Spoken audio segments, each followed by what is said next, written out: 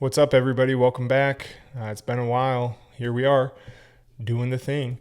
We're getting ready to start a new cycle, so I wanted to put a video together today talking about the new cycle, this switchback cycle, talking about specifically the physiology involved so you understand what the intention is, because there's going to be nuance, we'll say. And it can be tough to decipher that nuance because what we're going to be doing is dancing around our red line quite a bit this cycle. And if you're less conditioned or less trained in conditioning, you might have a really difficult time initially differentiating these slight differences in percentages. And so kind of from the 10,000 foot view, what are we doing this cycle? Well, we are targeting what we call our glycolytic flux. And so in physiology, when we talk about flux of any system, we're talking about the flow of the system. And so here we're targeting the glycolytic metabolism, and specifically the body's ability to either shuttle glucose into the working tissue or effectively utilize that glucose or buffer the products that come from utilization. There's a few different things there, but essentially we're trying to make our body better in that glycolytic system. And so we're going to do that by touching in that system, which means some high intensity stuff. So there's going to be 2 days each week. We're going to talk about that in a second. And then there's going to be one special day every third week of the month. And so before we dive into those specific days, let's talk a little bit about the physiology and what glycolytic flux is. And for that, I like to use an analogy of a car. Your body is the car in this case. And glycolytic flux is essentially how hard we're pressing on the gas pedal. So if you think about it, if we press lightly on the gas pedal, your car's going to go. It's going to go slowly. We're going to use a little bit of fuel. So we're pressing lightly on the gas pedal. A little bit of fuel is going into the engine. Your engine's burning it pretty cleanly, pretty effectively. And we can probably have our car going at that speed for quite a while without worrying about it overheating, right? But if we were to stomp on the gas and really get after it, well, yeah, we'd be able to go super fast, but we would probably risk our engine overheating if we didn't back off at some point, right? We're dumping a ton of fuel in there, so either our engine is going to overheat from working too hard, or we're just going to simply run out of fuel too quickly. And so that's kind of how flux works, a glycolytic flux. We press on the gas pedal. The harder we press, so the higher our intensity, the more our body's going to rely on that glycolytic energy system. So we're going to have a higher glycolytic flux, which means we're going to deplete those glycolytic stores, so either our blood glucose, glucose in the tissue, or the glycogen that our body's going to use to create that glucose. And that's ultimately going to result in fatigue. And so from the big broad picture, we are trying to induce fatigue pretty significantly throughout this cycle, right? Now, that being said, we don't want to redline it all the time because both sides of this equation matter. The lightly pressing on the gas pedal matters, as well as the hammering on the gas pedal. And so what we're doing, like I mentioned, is we're going to build some nuance into this. And that nuance is going to depend on how we utilize our we'll say the three different pathways. And so you've heard me talk about the three energy systems before. You've probably heard other people talk about them before. And although I don't think that model is really a great applicable model, theoretically it is a good model to understand. And so when we think of our three energy systems, typically or kind of classically, we separate them as phosphagen is our high intensity, glycolytic energy system is our medium intensity, and then the oxidative system is our low intensity. And the higher the intensity, the shorter we can use that system. And so we kind of cycle through these three systems.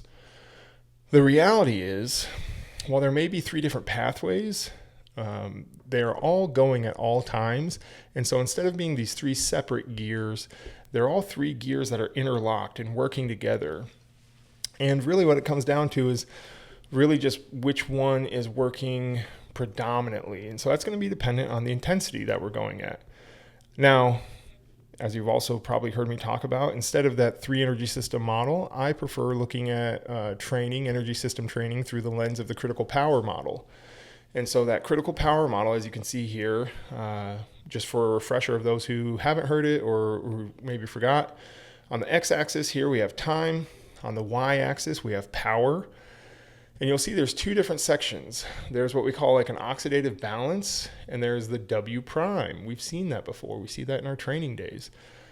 Oxidative balance, which includes the moderate and heavy exercise domains, that is our low flux output, right? So we're oxidative. We're using very little glycolysis or glycogen or glucose, and we're just kind of cruising. Anything in that oxidative balance area, we can theoretically go forever as long as we're refueling. You'll see the border between the blue and red here is that dashed line. That represents our critical power. So that is the highest output that we can theoretically maintain to infinity. Okay, so that is, you can think about like our max fat, which sometimes folks, or our fat max, sometimes folks will refer that to. So our highest oxidative output. Anything above that, now we get into what's called our finite work capacity, or what we call W prime. That is our severe domain of exercise. And if you look at the curve, the higher that power output, the higher that W prime output is, the less time we can maintain it. So that curve is pretty steep there in the beginning, and then it kind of flattens out. And that flat asymptote at the very right, that is our critical power. And so anything below, like I mentioned, that dashed line, our body has enough oxidative capacity to keep up with that, even if it's uncomfortable. So critical power is not easy. If we do a ride at critical power, it can still get pretty uncomfortable. There'll be a little bit of a burn, but our body has all the necessary tools to handle that for an extended period of time. Anything above that dashed line, though, any power output above that, we're working on borrowed time. At some point, our body's going to not be able to keep up with the demand, and we're going to reach some sort of fatigue. And so this is where glycolytic flux really comes in. So again, what is flux? Well, flux is just a flow. Well, another analogy I like to use is a kitchen, like a restaurant's kitchen. If any of you have worked in food service, especially the back of the house, you know there are low times and there are high times, or kind of chill at 2 o'clock, 3 o'clock in the afternoon. Maybe you got one or two people in the restaurant. Maybe you're making a meal. You're probably prepping everything for the night, though. That's kind of a low flux environment. But when that dinner rush hits, things get crazy. You're cooking everything up, making a million meals, things chefs are yelling and all that stuff. That is the high flux, right? That's what's going on in our body. So your muscles are like the kitchen. During the low intensity, low flux times, you got like one chef making a nice meal. You got some other people in the back prepping veggies or doing whatever. But during the high intensity intervals, during the high intensity outputs, it's chaos metabolically in your muscle. And so those are those high stress moments in the kitchen. You got tons of chefs going everywhere, food's flying, all that kind of stuff. So energy output is high, but it's a mess. And metabolically, that mess is your hydrogen ions and the fatigue that comes with that. Just as quickly as we can burn that energy, that stuff starts building up. And the more flux there is, so the higher the flux, the messier it gets. So a little bit of physiology or human metabolism, a quick and dirty lesson. When glucose or glycogen, which is our stored glucose, runs through the glycolytic pathway, it gets broken down into pyruvate. Okay, pyruvate then essentially comes to a fork in the road. We can split and get some ATP, which is our energy molecule. So that is the good stuff that we want. It can also split and we get lactate, which, for a long time we thought was a bad deal. Not so much. But what really is an issue is the acid load we get off of it, specifically these hydrogen ions that I mentioned. So the lactate is actually fuel, and we could talk about that another day, I suppose. But these hydrogen ions start to drop the pH of our tissue, and that's a bad deal. Our body doesn't like that. And so it brings what we call an acid load along with it, and that lower pH that can disrupt our ability to contract the muscles, And that's actually the burn that you feel, right? That burning sensation is the change in pH. We have what we call chemoreceptors that detect that. And so when we talk about training glycolytic flux, we're not talking about lactate or lactate tolerance or some of the terms that maybe you've heard other places. What we're training our body to do is to handle that acid load better. So handling those hydrogen ions better while still being able to produce a high power output. Now, going back to that critical power model, here's how this ties into that. When we think about that dashed line, that critical power line, anything below that, we are in a low or a steady flux state. Meaning that our body's able to handle all of that acid load that's coming off it, because there are hydrogen ions being produced, but it's not at a capacity that is unsustainable for our body. But there's a tipping point. That critical power line is the tipping point. Anything above that, now we're in a high flux scenario, and we are depleting our finite energy stores as well as accumulating those hydrogen ions because our body cannot buffer them fast enough. So above critical power, that glycolytic flux is there to bridge the gap, to bridge the energetic gap that we need to create. But that's when we start to drain our W prime. The mitochondria are struggling to keep up buffering those hydrogen ions. And so fatigue will rise from that. And the faster your flux runs above that critical power line, the quicker you're going to burn through your reserve. So we can think about that. Another analogy is kind of like a bucket, right? The flux is a water faucet. On a low flow, just a drip, it drops into a bucket, and that bucket is our body's capacity for lactate and hydrogen ion clearance, okay? Now, the greater the flux, we turn that faucet on more and more, and a higher flow comes out of that. At some point, we're going to overflow it, okay?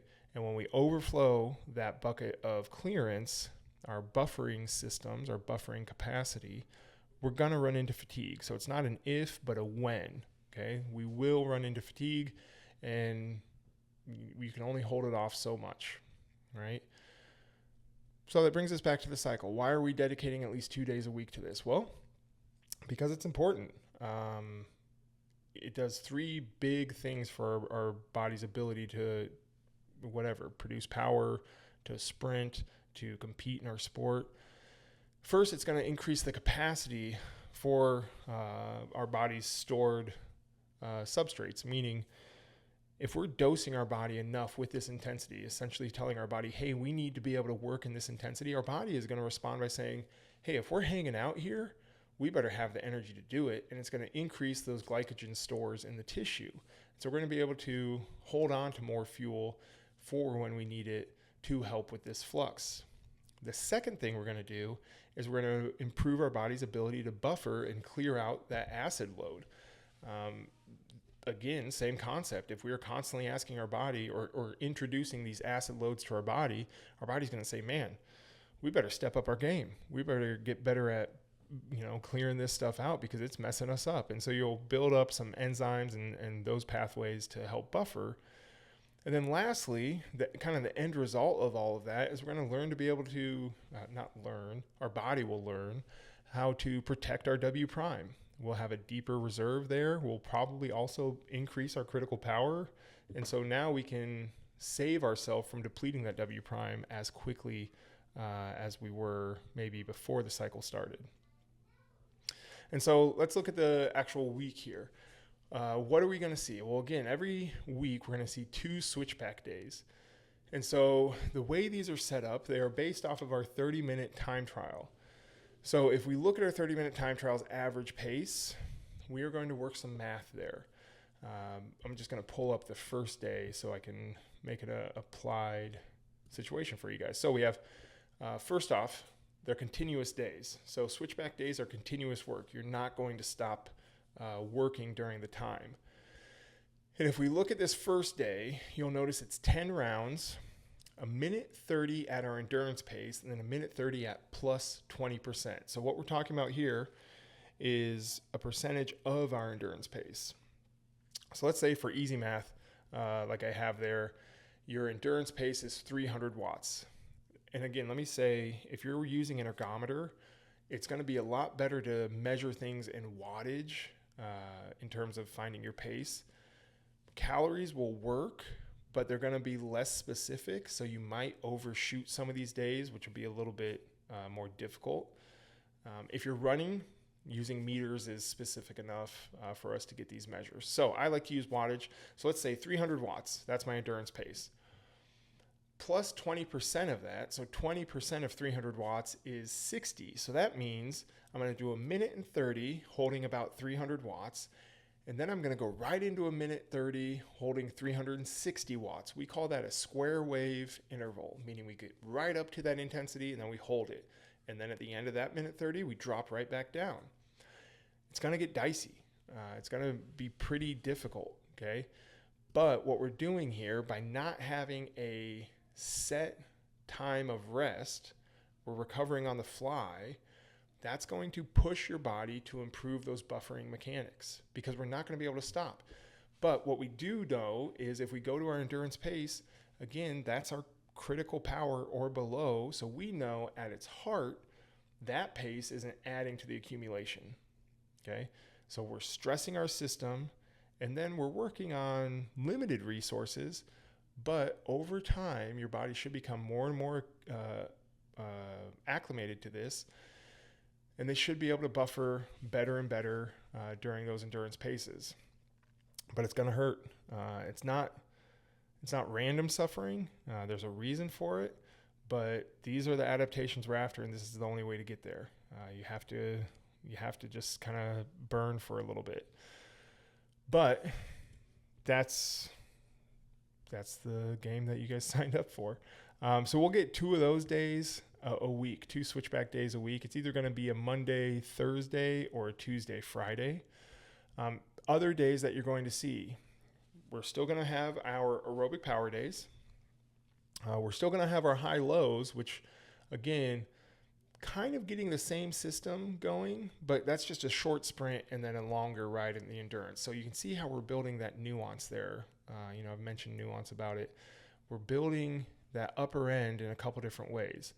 So switchback days, aerobic power days, high-low days, and then we're actually going to have a W prime day. So again, building that all that stuff above critical power, but in a different way. That one you get like maximal recovery, still burns, but it'll be different, right? We're also going to every couple weeks get a low intensity steady state day, just enough to maintain that aerobic system. Again, we're going to be dosing plenty of high intensity, but we do need to keep that maintained. So we'll get that every couple weeks. You'll also see twice a month, a 10-minute trial. That 10-minute time trial is going to be it's just once a month. Once a month, 10-minute trial. Time trial. That's going to be our barometer essentially for a very unique day. Don't worry if that 10-minute time trial is not a PR every time. That's not the purpose for it. The purpose for it is just to calibrate what we need to calibrate for our other unique training day of this cycle called the climb. So again, this is kind of rooted in Tour de France, team cycling type of mentality. The king of the mountain is the person who can have the most climbing victories during Tour de France. So essentially it's like, hey, you're the baddest dude on the team. Even though you didn't win, like you're the dude. And so we're going to have every third week of the month on that Friday, we're going to end the week with a climb. And what this is another constant work bout. And it's going to be chopped up into smaller intervals. And the most you can do is 20. How does that make you feel? And it's going to be based off of your most recent 10-minute time trial. And that's why I said we're going to calibrate off of that. I don't want you guys taking from your best 10-minute time trial. I want your most recent so we can account for whatever fatigue you're feeling. And if we look to it, you guys can't see it yet, but week 3, so that's going to be September 19th, we have our first climb. And the way it's going to go, let's say your 10-minute time trial average pace is, 400 watts, right? We're going to start the climb, every climb we do, we're going to start at 90% of that. So if 400 watts is your intensity, then 360 watts is your 90%, right? And so for the first climb, we're going to do 30-second intervals. And so we're going to go 30 seconds at 360 watts. And then we're going to raise it 5% every successive interval. So 360 watts, interval number 2, without stopping, goes right up to 380 watts. Interval 3, we're now at our time trial intensity, so 400 watts. 30 seconds there, it goes to 420, 440, 460, and so on and so forth, up to a maximum of 20 intervals. Now, you can guess that that's not going to be a very fun day. It's going to be a tough day, really difficult, no bones about it. But what we're doing there is we are not only stressing our system above critical power, we are incrementally increasing that stress along the way.